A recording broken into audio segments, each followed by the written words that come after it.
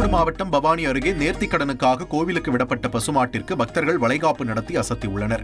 முன்னதாக கரியபெருமாள் கோவிலுக்கு பெண்கள் சீர்வரிசைகளை ஊர்வலமாக எடுத்து வந்தனர்.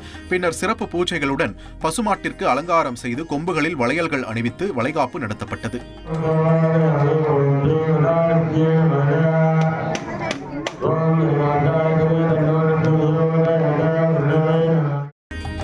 ராமநாதபுரம் மாவட்டம் பரமக்குடி முத்தால பரமேஸ்வரி அம்மன் கோவிலில் பங்குனி திருவிழா தேரோட்டம் நடைபெற்றது.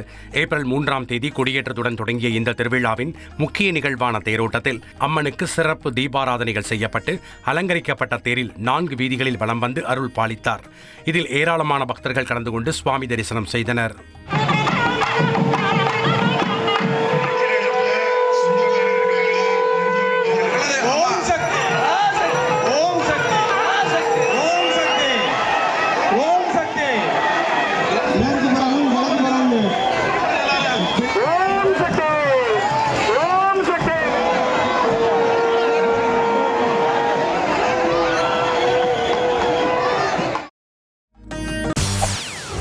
செய்திகளை உடனுக்குடன் தெரிந்து கொள்ள உடனே சப்ஸ்கிரைப் பண்ணுங்க.